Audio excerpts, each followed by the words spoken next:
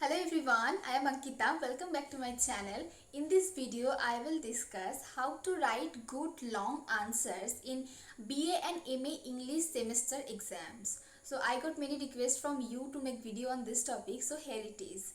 So in this video, I will share some suggestions and tips which will help you to write good answers. So the first step, according to me, to prepare for any exam is analyzing the previous year question paper and understanding the question pattern and prepare accordingly. So you should see the previous year question pattern and see the question, like how are the questions coming.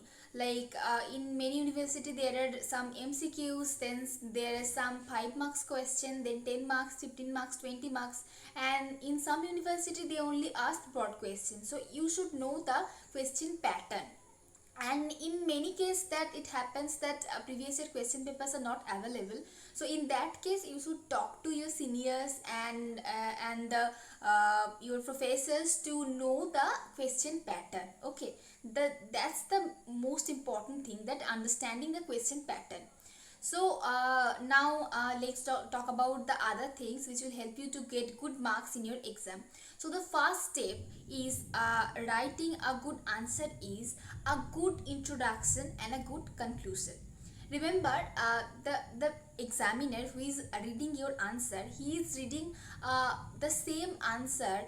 The question is same for all the students, so the examiner is reading the same answer for all the students. So what will make you different from others? What will make the examiner to see you as different and read your answers? That is the good introduction. So when the examiner will get attracted to your introduction, he will read the whole answer. So that's the most important thing, a good introduction and a good conclusion. And the next point is your answer must be to the point. Like many students thinks that if I write more pages I will get more marks. So trust me, this doesn't work like that. Your answer may be small, that doesn't matter, but it must be to the point. Okay, so it's an important thing. And my next point is somehow related to this point, that is avoid repeating ideas. So what happens in at the beginning or at the at one time of your answer, you wrote something, some ideas in a different language, and then again after some pages you write the same idea using another different language. So that doesn't create a good impression. Always remember that the examiner is wiser than you, so don't try to make them fool. So if you will think that okay, just I am not getting anything to write, so just keep repeating ideas and make the answer longer. So please don't try to do that. Your answer may be smaller, I am again telling this, that doesn't matter, but it must be to the point. So the next point is use simple language. So many students think that if I use long sentence, like one sentence is 5 or 6 lines, and the long words and the unknown words, I will get good marks. But it doesn't work like that. Nowadays professors wants they tell us just to use simple language. And what happens when you will write a long sentence, you will try to write long sentence and long words, there is a greater chance of writing wrong. Like a wrong sentence, there must be some grammatical mistake, there must be some spelling mistake. So just what's the need of writing those long sentences? Just try to put down the idea in simple language. And another thing, remember that, that's my next point, is use simple language but keep it formal. Like don't use the spoken language or the colloquial language. Just keep avoiding like colloquial language. Like in your answer, write do not or cannot instead of writing don't or can't. Okay, I hope you are understanding what I'm trying to say. So these things, remember this. And the next point is keep avoiding grammatical mistakes and spelling mistakes. So if you still think that you have taken English honors, and if you are still thinking that you are weak in these sections, please work on these things, dear, because nobody accepts grammatical mistakes or spelling mistakes from an English literature student. So if in your answer the examiner finds these mistakes, you can never get good marks. Your impression will be very bad. So remember this thing. And my next point is use of proper quotations and critical comments by the eminent critics. So the use of proper quotations will enhance the quality of your answer. That's a very important thing to make your answer good. And why I'm saying proper use of quotations, because sometimes what happens that you memorize some quote from your text, and in the exam what happens, the question that is asked from that text are not relevant from the quotations you remembered. So what you think that I memorized those quotes with so much hard work, so I just put it down in this answer, but that doesn't relevant to the answer, but still you put it down. So that's not a good thing. That will not create a good impression. So just avoid doing this thing. And for I will give you some tips to use proper quotations. That when you will read a text, just keep a notebook or some highlighters or some pen, pencil, whatever.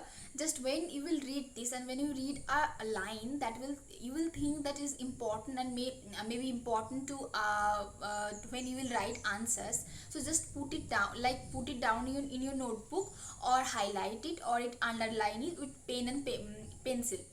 So when you will create answers before exams, so that quotations will be helpful to you. And for the memorizing the quotations, I will suggest you to try to remember the short quotations. Like, I know memorizing quotations is really tough, because you have to write the exact that is written in the text, so that becomes very difficult. So just try to remember short quotations, that will make you this work easier. And in the examination hall, in your answer, try to highlight your quotations, that will attract the examiner. For that, suppose you are writing the whole answer in black pen, then try to write the quotations in blue pen. Or like, if you write your answer in blue pen, try to write the quotations or the critical comments in black pen. That will highlight, that will get the attention of the examiner. So now come to the next point. Without that, you cannot utilize this point. So that is the thorough knowledge of the text and the background study.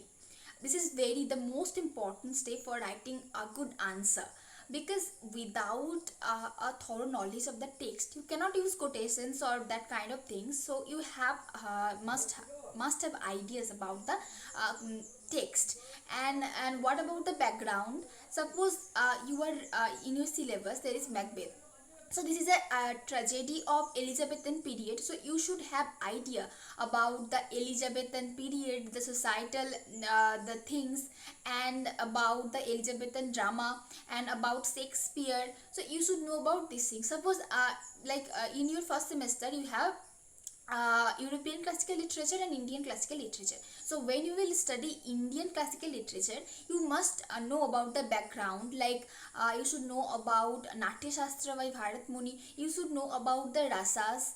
And when you will study European classical literature, you should know about Aristotle's poetics, Aristotle's definition of tragedy. You should know about the structure of the classical drama. You should know about the unity of time, unity of accent, unity of place, and catharsis, peripetia. You should know about these things. When you will know about these things, you can use these things in your answer. That will enhance the quality of your answer. So these are very important for writing good answer. And the last thing I will discuss for writing good answer is the use, like about the resources to use in your answers. Like, I know as a graduation student, it's really very difficult to write the answer all by yourself. I know it's not possible. Like I think the students who are doing their masters, they can do this. So but at the beginner, as a graduation student, you must need some help. So for that, you can take help from the various websites. Like, there are many websites in internet, like the Spark Notes, Great Savers, and many others. I have decided later I will make a video on the websites from which you can take help.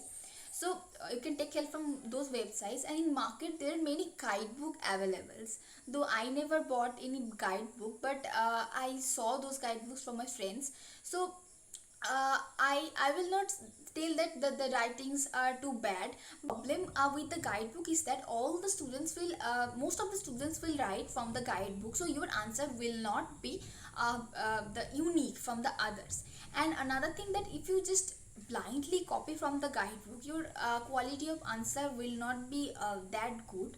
So what I am trying to say, that don't copy anything blindly. If you take help from the guidebook or the website, take help, it's okay, but take something like if you find a good introduction from any website or a guidebook or a critical comment by any critic, so you try to put down those things and make your own answer.